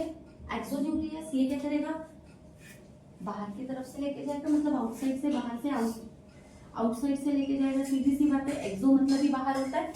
ठीक है, अगर कोई एंजाइम मिडल से, बीच से अगर कट कर रहा है, समझो यहाँ से कट कर रहा है, इधर ऊपर से कट कर रहा है, तो वो एंजाइम क्या हो जाएगा? जो इनर साइड से अगर कट कर रहा है तो वो क्या हो जाएगा? हमारा एंडोन्यूक्लियस। क्लियर है? कट तो करना ही है डीएनए को, पर दो टाइप कौन से? एक तो ये है कि बाहर की तरफ से कट करते हुए लेके आ रहा है, और एक एंजाइम जो मिडल से कट कर रहा है, तो वो क्या हो जाएगा? एक्सो और एंडो। थर्ड आता है हमारा रेस्ट्रिक्शन एंडोन्यूक्लियस। कौन? Restriction endonuclease. अब सीधी सी एक बात आती है, ये समझो डीएनए को मुझे एक स्पेसिफिक जगह से, एक स्पेसिफिक साइट से अगर कट करना है, फॉर एग्जांपल मुझे यहाँ से कट करना है, ये स्पेसिफिक साइट डिसाइड है। जैसे मैं बोल रही हूँ ए और सी के बीच में मुझे कट लगाना है, कोई भी न्यूक्लियोटाइड है, या फिर मुझे जहां पे जी आ रहे हैं वहां पे कट लगानी है, तो एक स्पेसिफिक साइट हो गई। अगर मुझे किसी स्पेसिफिक जगह से स्पेसिफिक कट करवाना है, तो उस कंडीशन में हम किसका यूज करेंगे? रेस्ट्रिक्शन एंडोन्यूक्लियस का। ये वाला क्या करेगा? बाहर से तोड़ते हुए लाएगा, बाहर से ऐसे ऐसे कट कर रहा है। क्लियर है? एंडोन्यूक्लियस क्या कर रहा है? मिडल से कट लगा रहा है, और रेस्ट्रिक्शन क्या कर रहा है? स्पेसिफिक साइड से कट कर रहा है, जिसको हम बोलेंगे रेस्ट्रिक्शन एंडोन्यूक्लियस। क्या करता है? पक्का? देखो, एंजाइम में रेस्ट्रिक्शन एंडोन्यूक्लियस को पूरा डिटेल में देखना है कि रेस्ट्रिक्शन एंडोन्यूक्लियस एक्चुअली करता है और कैसे करता है। ठीक है, सबसे पहले सुनो, हमने क्या देखा? मोस्टली जो भी एंजाइम्स होते हैं, जो हम न्यूक्लियस की बात की, न्यूक्लियस क्या करते हैं? स्पेसिफिक एक कट करवाते हैं, कट करके डीएनए को फ्रैगमेंट्स में कन्वर्ट करते हैं, क्योंकि सीधी सी बात है, हमें उनको कट करना नीड है, तभी जाके वो जब फ्रैगमेंट्स रहेगा, जो पर्टिकुलर जीन है उनको इंट्रोड्यूस कर सकेंगे अदर देन जो होस्ट सेल में। ठीक है, तो उसके लिए हमें सबसे पहले इनको कट करना है। तो कट करने के लिए करता क्या है? सबसे पहले जो फॉस्फोडिजेस्टर बॉन्ड होता है उसी को ब्रेक करके सिगमेंट्स में कट करता है। कौन? न्यूक्लियस। तो सबसे पहली चीज आती है एक्सो एंडो, तो दोनों डन हो गए। नेक्स्ट हमारा क्या था? Restriction endonuclease. क्या करता था? एक स्पेसिफिक साइट को क्या करता है? रिकॉग्नाइज करता है। मतलब सीधा से हम बात करें, देखो यहाँ पे समझो ये डीएनए एग्जांपल है, ये डीएनए।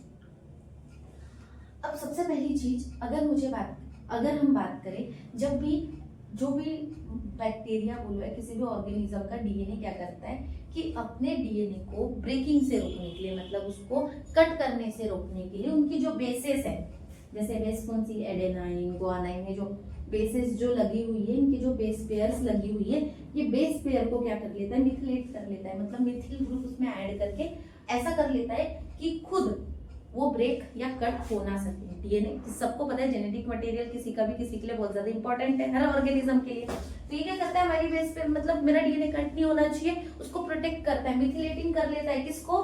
बेस पेयर्स को। बेस पेयर को मिथिलेटिंग करने की वजह से क्या होता है? कट नहीं हो पाता। तो इसके लिए एक स्पेसिफिक जगह से उनको कट करना होता है। जिस स्पेसिफिक प्लेस से इसको कट करना है, उसी स्पेसिफिक प्लेस को हम क्या बोलते हैं? Recognition site.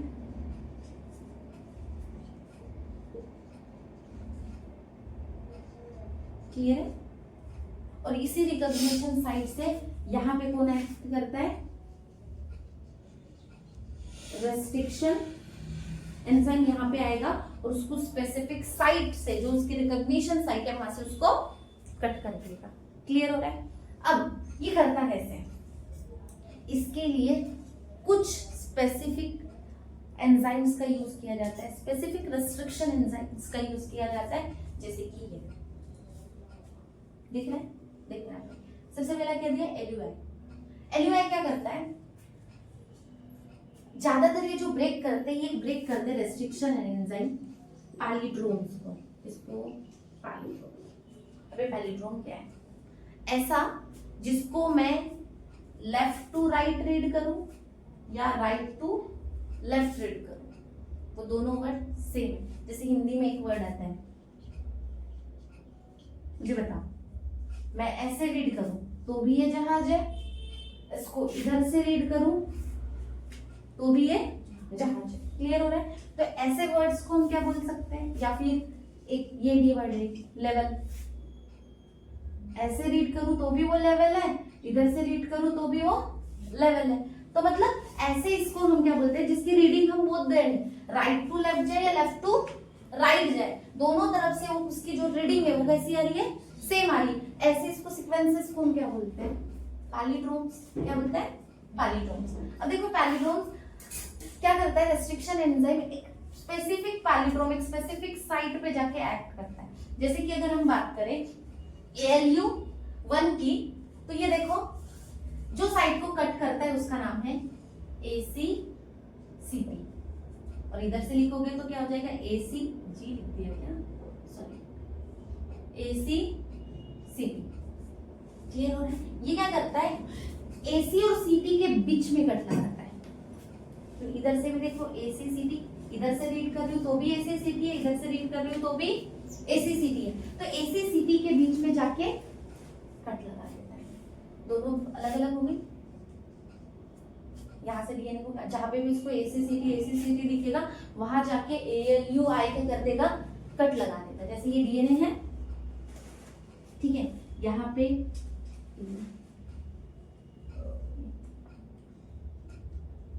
इस तरीके से बेस पेयर, यहाँ पे क्या आ जाएगा? सॉरी, ए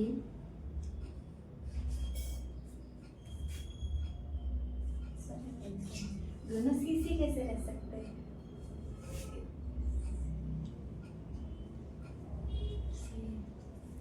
सॉरी बीस उसमें दोनों सीसी, दोनों बेस पे तुम लोग भी नहीं बोल रहे हो। रुको,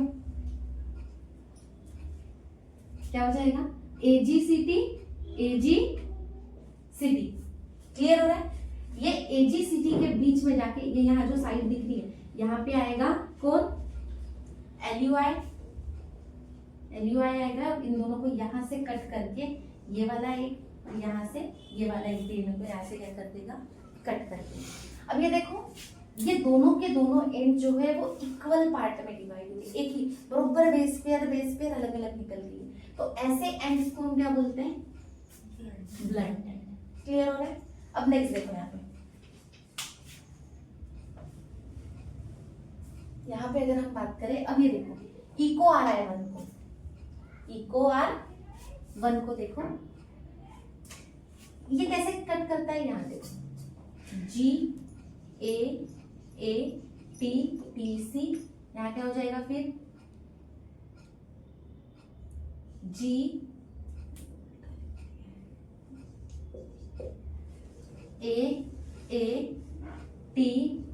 GAATTC, ऐसा ही होगा।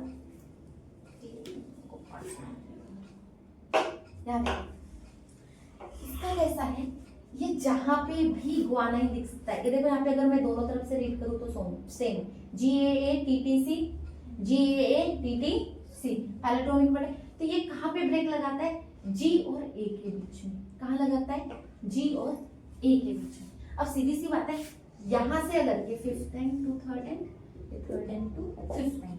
क्लियर हो रहा है? अब मुझे बताओ, यहाँ से अगर कट लगाएगा तो क्या ब्रेक होगा? यहाँ से G जाएगा और यहाँ से AATTC, ये ब्रेक हो जाएगा। और इधर से अगर ब्रेक करेगा तो यहाँ पे क्या क्या क्या बच जाएगा? ए C T T A उधर अलग कर देती हूँ, ये जी यहाँ से अलग हो जाएगा और यहाँ पे क्या क्या बच जाएगा, A A T T T C ऐसा हो जाएगा। तो ये एक एंड इधर से अलग हो जाएगा और ये वाला एक एंड यहाँ से कट कर देगा, तो ये दोनों के दोनों अलग हो जाएंगे, मतलब ये एक अलग हो जाएगा, ये अलग साइड हो जाएगी थर्ड एंड से, ये एक अलग हो जाएगा और यहाँ से ये। तो ये देखो यहाँ पे इसके कुछ न्यूक्लियोटाइड इधर रहेंगे पर बाकी आएंगे क्या, नहीं। तो ऐसे जो एंड रहेंगे वो कैसे रहेंगे, स्टिकी। स्टिकी मतलब कोहेसिव, मतलब दूसरे न्यूक्लियोटाइड को ये क्या कर सकते हैं, अटैच कर सकते हैं। ये क्योंकि इसके ये कंप्लीटेड है क्या, नहीं। इसमें अगर हम बेस पेयर ऐड करें तो स्टिक हो सकती है ना, तो ऐसे एंड्स क्या हो जाएंगे, स्टिकी एंड्स। तो सेम अगर हम बात करें, कुछ ब्लंट एंड बनाते हैं, कुछ स्टिकी एंड बनाते हैं। क्लियर हो रहा है, स्टिकी और ब्लंट में क्लियर है। यहाँ पे ब्लंट एंड में एडिंग हो सकती है, ऑलरेडी पूरी की पूरी जो न्यूक्लियोटाइड सीक्वेंस है वो कंप्लीट है। पर स्टिकी एंड में वैसा है क्या, नहीं। स्टिकी एंड में और भी अगर न्यूक्लियोटाइड अगर देखो ये जी से रिमूव हुआ, ये यहाँ से और ये बाकी एक एंड पे ये आ जाएगा और एक एंड पे ये आ जाएगा, तो यहाँ पे तो बेस पेयर ऐड हो सकती है। और यहाँ पे अगर ये रिमूव करेगा तो एक साइड ये हो जाएगी, तो यहाँ पे बेस पेयर ऐड हो सकती है। क्लियर हो रहा है। तो ये जो न्यूक्लियोटाइड सीक्वेंस है ये कैसा फॉर्म करेगा, स्टिकी एंड। और ये वाला जहाँ पे पूरी तरीके से मिडल से ब्रेक हुआ और टोटल न्यूक्लियोटाइड इक्वल में डिस्ट्रीब्यूट हुई, तो ये कौन सा एंड फॉर्म करेगा, ब्लंट एंड। यहाँ तक क्लियर है क्या। अब सीधी सी बात है, इसके नेम देखो, नेमिंग पे देखो थोड़ा सा। इको आ रहा है, इनका नेम कैसे आता है, इनकी नेमिंग जो एंजाइम से इनकी नेमिंग कैसे आती है कि ये किस बैक्टीरियल से लिया गया, ये एंजाइम किस बैक्टीरिया से या किस ऑर्गेनिज्म से लिया गया है, उनके नेम पे डिसाइडेड होता है। जैसे कि देखो, जो फर्स्ट लेटर जो लिया जाता है, जो फर्स्ट लेटर, ये जो फर्स्ट, मैं इसके यहाँ पे एक्सप्लेन करती हूँ। इको R1, ये जो ई फर्स्ट लेटर है वो काय का लिया जाता है, जीनस का। जीनस और स्पेसिफिक एपिथेट पता है, पढ़ा है। तो फर्स्ट वर्ड कहाँ से लिया जाता है, जीनस से। ये जो दो सेकेंड वर्ड होते हैं, दो वर्ड, वो किससे लिए जाते हैं, स्पेसिफिक एपिथेट से। और ये जो है ये ली जाती कौन सी टाइप ऑफ स्ट्रेन का यूज किया गया है, किस स्ट्रेन में डाल के उसका कलर वगैरह डेवलप हुआ है, उस स्ट्रेन का। और ये रोमन नंबर, कौन से नंबर से के बैक्टीरिया मतलब यूज किया गया है उसके, इसमें ये रोमन नंबर वहां से लिया जाता है।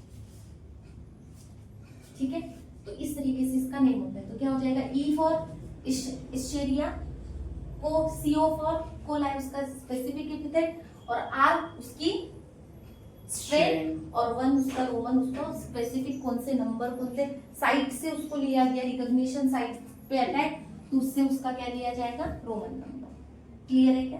तो इस तरीके से यहाँ पे भी देखो, ए उससे कैसे लिया, जीनस से, एलयू उसके स्पेसिफिक एपिथेट से। कोई भी स्ट्रेन यूज नहीं किया तो उसने स्ट्रेन लिया नहीं है, सिर्फ रोमन नंबर लिया है कि कौन से नंबर ऑफ रिकॉग्निशन, इसके लिए 1। क्लियर है। तो इस तरीके से इसकी नेमिंग रहेगी। क्लियर हुआ क्या, restriction and nucleus, blunt and sticky and cut कहां से करता है, एक स्पेसिफिक रिकॉग्निशन साइट से। क्यों, क्योंकि सब सीधी सी बात है, कोई भी बैक्टीरियल जो भी डीएनए रहेगा वो सीधा ये बोलेगा कि भाई मुझे मेरे डीएनए को ब्रेक नहीं करवाना है, मुझे कट नहीं करवानी है, तो वो तो रोकेगा। खुद को रोकने के लिए वो क्या करता है, अपने बेसेस को मिथिलेटिंग करवाता है, जिसके वो प्रॉपर कहीं से भी जाके हम एंडोन्यूक्लियस या एक्सोन्यूक्लियस से उसको कट नहीं कर सकते। तो एक स्पेसिफिक साइट उसके डीएनए पे होती है, जहां पे अगर हम एक पर्टिकुलर अगर एंजाइम डाले तो स्पेसिफिक साइट पे जाके कट करेगा। अगर एएलयू को बोलूंगी तो वो एजी और सीटी के बीच में ही कट लगाएगा। अगर मैं इको R1 को यूज कर रही हूँ तो वो GAA-TTC के जो एंड है उसके G और A के बीच में ही कट लगाएगा और स्टिकी एंड्स बनाएगा। क्लियर है। तो स्पेसिफिक साइट, अगर उस डीएनए में अगर ये साइट प्रेजेंट है और इको R1 हम डाल रहे हैं उस एंजाइम वहां पर, तो सीधा जाके जहां जहां पे ये स्टिकी एंड्स होंगे, सॉरी जहां जहां पे ये न्यूक्लियोटाइड बेस पेयर्स होंगे, वहां जाके ये क्या कर देगा, सीधा कट कर देगा। क्लियर है। और डीएनए सेगमेंट्स जो है फ्रैगमेंट्स में कट हो जाएंगे। क्लियर है क्या, पक्का।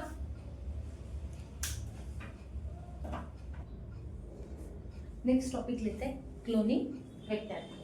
अब देखो क्लोनिंग वेक्टर, इसकी बात कर रहे हैं, क्लोनिंग वेक्टर्स की बात कर रहे हैं। क्लोनिंग मतलब जो क्लोन बना सके, एग्जैक्ट कॉपी फॉर्म कर सके, और वेक्टर ऐसे वेक्टर किसी भी होस्ट सेल में, ऐसे वेक्टर जिसको हम होस्ट सेल में डालें तो रेप्लिकेट हो सके, मल्टीप्लाई हो सके, अपने क्लोन फॉर्म कर सके। सिंपल अगर मैं बात करूं, ये कोई बैक्टीरियल सेल है, हमें पता है बैक्टीरियल सेल है। बैक्टीरियल सेल के पास में खुद का डीएनए होता है और एक एक्स्ट्रा क्रोमोसोमल, किसी किसी बैक्टीरियाज में क्या होता है, एक्स्ट्रा क्रोमोसोमल डीएनए होता है, जिसको ही हम क्या बोलते हैं, प्लाज्मिड बोलते हैं, याद है? ठीक है। अब मुझे अगर इसका क्लोन करवाना है, समझो इसमें कुछ स्पेसिफिक, इस लिविंग ऑर्गेनिज्म में एक specific type of gene add करके इसको मल्टीप्लाई करवाना है, ठीक है। तो हम क्या करेंगे, इसके प्लाज्मिड को निकालेंगे। अब इसके प्लाज्मिड, इसका प्लाज्मिड है, समझो, इसके प्लाज्मिड में मुझे एक स्पेसिफिक टाइप का डीएनए ऐड करवाना है, ये हमने ऐड करवाएंगे, क्लियर हो रहा है? और इसको इसमें इंसर्ट करके फिर से क्या कर देंगे, मल्टीप्लाई करने के लिए बोलेंगे, क्लियर है? क्योंकि देखो मुझे एक बात बताओ, अगर मैंने ये ऑर्गेनिज्म लिया, इसका डीएनए लिया, इसके डीएनए में मैंने कोई एक्स्ट्रा क्रोमोसोमल, सॉरी, उसमें एक डीएनए का पार्ट इसके अंदर में डाल दिया इंसर्ट करके, तो जरूरी है कि ये क्या बोलते हैं, उसको एक्सेप्ट करके मल्टीप्लाई कर लेगा? हो सकता है बहुत सारी केसेस हो कि भाई उसको वो एक्सेप्ट ना करे, उसके कंपैटिबल ही ना हो ना, कंपैटिबल होगा तभी तो एक्सेप्ट करेगा, कंपैटिबल नहीं हुआ तो क्या करेगा, वैसे ही पड़े रहेगा। या तो हो सकता है कि इस बैक्टीरिया उससे बिल्कुल भी मतलब नहीं, तो उसको मल्टीप्लाई नहीं करेगा, अपने बॉडी से बाहर निकालने की भी वो कोशिश करेगा, उसको डाइजेस्ट कर देगा अपने इम्यून सिस्टम से, क्लियर हो रहा है?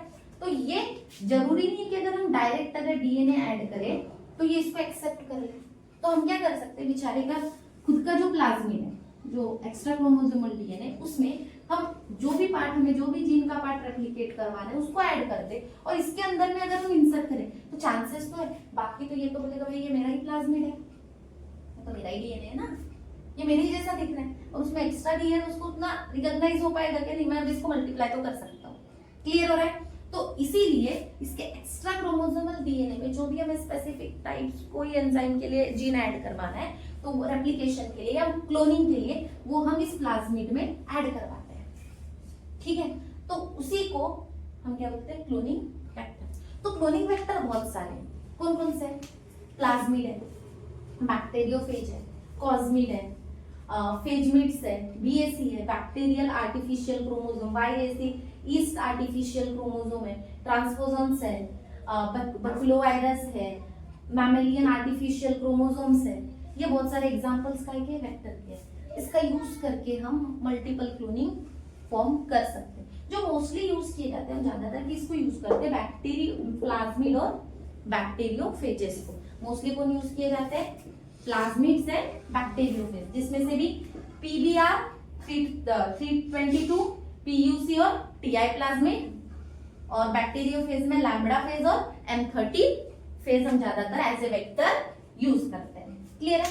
अब कुछ क्वालिटी होनी चाहिए वेक्टर में, कुछ प्लाज्मिड जो है, इन प्लाज्मिड्स में, क्लोनिंग वेक्टर्स में कुछ क्वालिटीज होनी चाहिए। सबसे पहली क्वालिटी होनी चाहिए कि ये सेल्फ रेप्लिकेटिंग होनी चाहिए। कैसे होनी चाहिए?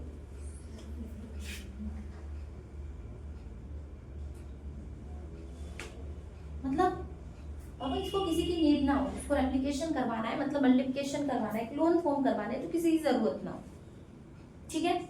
और नंबर ऑफ कॉपीज, मतलब लार्ज नंबर ऑफ डीएनए की कॉपीज बना सके। और क्या होना चाहिए,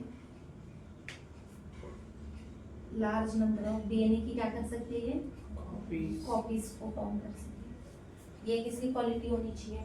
उसके अलावा ये कैसे होना चाहिए, जो भी कॉपीज, मतलब डीएनए की कॉपीज क्यों बनाना है, हमें इंसर्ट करना है ना किसी लिविंग ऑर्गेनिज्म में, जो कॉपीज बनाएगा उसको हमको आगे चल के इंसर्ट करना है, डीएनए टेक्नोलॉजी के लिए यूज करना है, क्लियर है? तो ये इसमें क्वालिटी होनी चाहिए। और अगर हम बात करें सिंपल किसी प्लाज्मिड की, इसमें एक चीज होनी चाहिए, वो क्या होनी चाहिए, ORI, क्या होनी चाहिए, साथ में सिलेक्टेबल मार्कर्स होनी चाहिए। क्या होना चाहिए, ORI होना चाहिए। ORI मतलब ओरिजिन ऑफ रेप्लिकेशन। कितनी साइट होनी चाहिए, ORI रीजन्स होने चाहिए।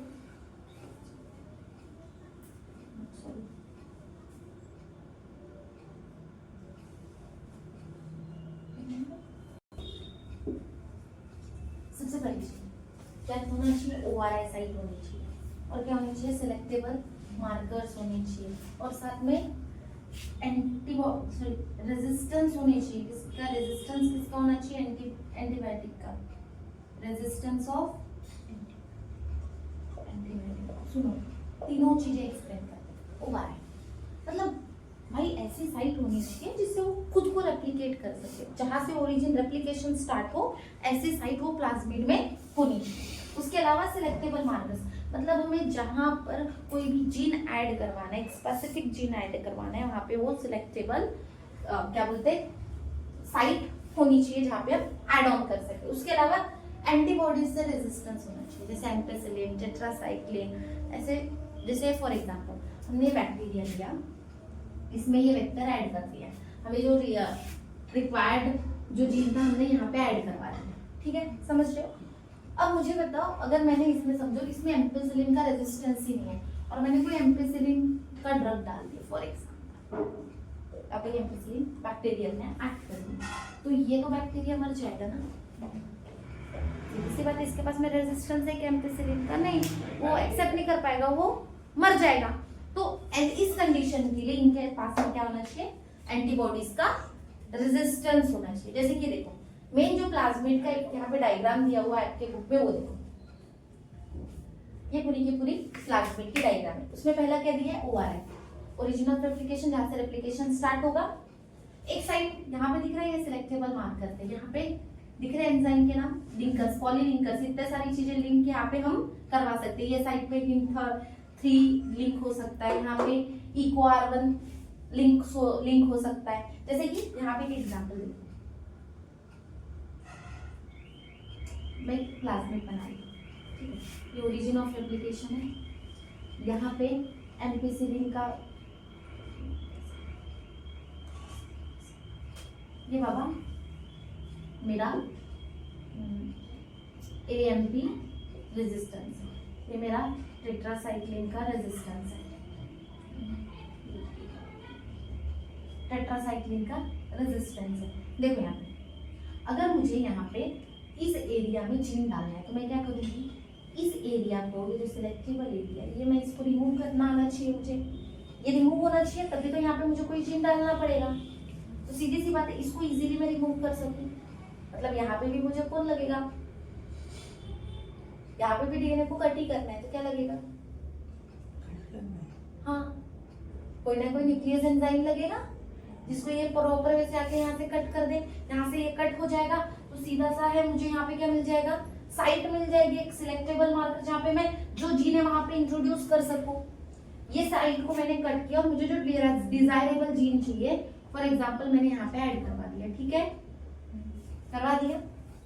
अब यहाँ पे मेरे पास में इस साइड में क्या है, एम्पेसिलिन का रेजिस्टेंस है, मतलब अगर मैं इसमें एम्पेसिलिन का कोई भी अगर ड्रग वगैरह ऐड करूँ तो ये क्या हो जाएगा भाई, जिंदा रहेगा, क्योंकि इसके पास में रेजिस्टेंस है। देखो ना अभी तक ज्यादातर जो प्रॉब्लम है सिंपल एम्पेसिलिन रेजिस्टेंस वगैरह, ह्यूमंस में भी रेजिस्टेंस डेवलप हो जाता है, जल्द के पास में आ जाता है रेजिस्टेंस, बहुत ज्यादा एंटीबायोटिक का यूज कर रहे हैं, बहुत ज्यादा कर रहे हैं तो उस एंटीबायोटिक का क्या हो जाता है, रेजिस्टेंस डेवलप हो जाता है। फर्दर अगर वो बैक्टीरिया अटैक भी कर रहा है और हम एंटीबायोटिक ले भी रहे तो भी वो असर नहीं करती, वो ग्रोथ करवाते रहती, वो बैक्टीरिया पे कोई भी इफेक्ट नहीं होता है। तो ऐसा ही रेजिस्टेंस मतलब उसके पास में है तो इसके ऊपर में अगर मैं कोई एम्पेसिलिन अगर ड्रग डालूं तो एम्पेसिलिन का असर उस पे होगा क्या, वो मरेगा क्या, नहीं। तो ऐसी रिकॉग्निशन साइट होनी चाहिए सबसे पहले। इसके पास में क्या होना चाहिए, रेजिस्टेंस होना चाहिए, सिलेक्टेबल मार्कर्स होने चाहिए कि जहां पे मैं सिलेक्ट करके कोई भी जीन को इंट्रोड्यूस कर सकूं, और ORI होनी चाहिए, ओरिजिन ऑफ रेप्लिकेशन। ये सिंपल आपकी एक प्लाज्मिड की डायग्राम है। फिर इस प्लाज्मिड को मैं किसके अंदर में इंसर्ट करूंगी, जो कंपेटेंट होस्ट होगा, होस्ट के अंदर में हो जाएगा, वहां पे जाके क्या होगा, रेप्लिकेट होगा, क्लोन फॉर्म करेगा, मल्टीपल क्लोन्स फॉर्म करेगा।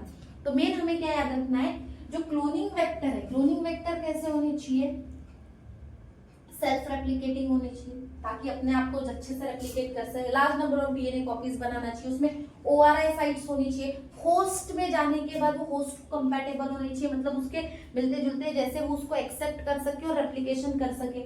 उसके पास में सिलेक्टेबल मार्कर्स होने चाहिए, रेजिस्टेंस होना चाहिए। तो इन सबको देखते हुए ऐसे बहुत प्लाज्मिड देखे गए, पर हर प्लाज्मिड में ये पूरी की पूरी क्वालिटी नहीं मिली। तो कुछ जो वेक्टर्स है उनको आर्टिफिशियली क्या किया गया, बनाया गया। उसमें से कुछ वेक्टर्स ये हैं, क्या क्या नाम दिया है? पीबीआर 322 आर्टिफिशियली ह्यूमन ने अपनी सहूलियत के लिए बनाया। भाई मुझे चाहिए, मुझे प्रॉपर पूरा का पूरा प्लाज्मिड ऐसा चाहिए कि जो पूरी की पूरी जितनी भी क्लोनिंग वेक्टर की प्रॉपर्टीज है उसको, मतलब उसके अंदर में पूरी की पूरी प्रॉपर्टी होनी चाहिए। तो आर्टिफिशियली बनाए गए कुछ प्लाज्मिड वेक्टर है जो सबसे ज्यादा यूज किया जाता है, मोस्टली कौन था? पीबीआर 322। ठीक है, तो एक ये पीबीआर 320, पीए, पीएसी, वाईसी 177, ये कुछ आर्टिफिशियली बनाए हुए प्लाज्मिड्स है, प्लाज्मिड वेक्टर्स है। क्लियर है? देखो ऐसे समझो, P for plasmid, P for plasmid, P for plasmid. Clear है? P मतलब, तो ये कौन से वेक्टर्स है? प्लाज्मिड वेक्टर, जिसको आर्टिफिशियली बनाया गया ताकि उसके अंदर में ये पूरी के पूरे कैरेक्टरिस्टिक्स हो। डन है क्या? यहाँ पे कोई डाउट है?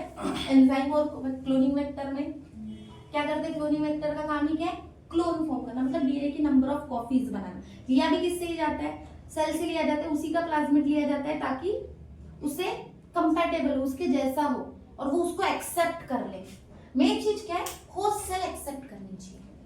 होस्ट सेल जब एक्सेप्ट करेगी तभी मल्टीप्लाई होगा। अगर होस्ट सेल ने रिजेक्ट कर दिया तो मल्टीप्लिकेशन होगा क्या? तो इसीलिए उसको कंपैटिबल किसके जैसा मिलता जुलता है उसमें प्रॉपर्टी होनी चाहिए होस्ट सेल के लिए। क्लियर है? वेक्टर्स डन है? पक्का? लास्ट क्या है? Competent host. क्या होगा कंपेटेंट होस्ट? क्या लग रहा है? अरे होस्ट से क्या समझना है?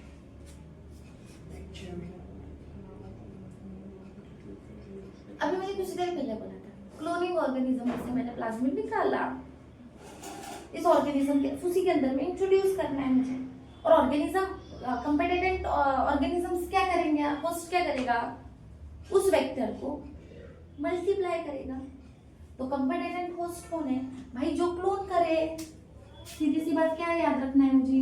क्लोनिंग करने वाला जो होस्ट है ऑर्गेनिज्म है, क्लोनिंग करने वाला ऑर्गेनिज्म जो है वही हमारा क्या? कंपेटेंट होस्ट, जिसका हमें यूज करना है किसके लिए? Number of copies of DNA बनाने के लिए, जिसके अंदर मैं प्लाज्मिड ऐड करूं और वो कॉपीज बनाए जो मुझे पर्टिकुलर एंजाइम चाहिए, उसकी कॉपीज उस डीएनए की कॉपी को मल्टीप्लाई करे, तो वो क्या रहेगा? हमारा कंपेटेंट होस्ट। ये 3 बायोलॉजिकल टूल्स हमें आरडीएनए टेक्नोलॉजी में लगते हैं। पहला एंजाइम्स में बहुत सारे एंजाइम्स हैं, लाइसोजाइम्स है, एंडोन्यूक्लियस है, लाइगेज है, हेलिकेज है, बहुत सारे एंजाइम्स यूज होते हैं। उनमें से हम ज्यादातर हमने किसके बारे में देखा? न्यूक्लियस के बारे में देखा। 2 type of nucleus, endonuclease, exonuclease. Clear है? जो बाहर से कट करते हुए ला रहे वो एक्सो, अंदर से कट कर रहे वो एंडो, और एक स्पेसिफिक रिकॉग्निशन साइट पे जो कट कर रहे वो रेस्ट्रिक्शन एंजाइम्स। क्लियर है? हमने रेस्ट्रिक्शन एंजाइम्स के बारे में भी देखा। कुछ ब्लंट साइट्स बनाते हैं, कुछ स्टिकी एंड्स बनाते हैं, स्टिकी एंड और कुछ ब्लंट एंड बनाते हैं ना। फिर उसके बाद क्लोनिंग वेक्टर कौन? जो उस वेक्टर को हम किसी होस्ट सेल में डाल के वो क्या करवाए? मल्टीप्लिकेशन के लिए काम करें। जो स्पेसिफिक जीन हमें इंट्रोड्यूस करवाना है वेक्टर के अंदर में डाले और पर्टिकुलर होस्ट सेल में डाले और वो रेप्लिकेट करे, तो वो हमारा क्या है? वेक्टर है। और कंपेटेंट होस्ट जो सीधा क्लोनिंग का काम करेगा। डन है? पक्का? सीधी सी बात है। क्लोनिंग में कंपेटेंट होस्ट कौन कौन हो सकते हैं? मोस्टली जो ज्यादातर हमको नाम पता है वो कौन है? देखा नहीं है क्या?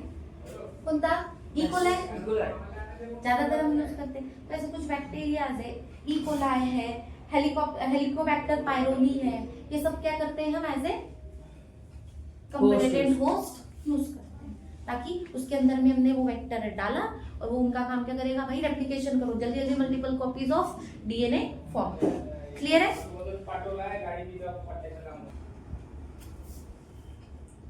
अब आती है इसकी लास्ट मेथड कैसी है, आरडीएनए टेक्नोलॉजी की जो मेथड है हम उसको नेक्स्ट लेक्चर में डिस्कस करेंगे, जिसमें एप्लीकेशंस और मेथडोलॉजी हम पूरा का पूरा कवर करेंगे। ठीक है, थैंक यू सो मच।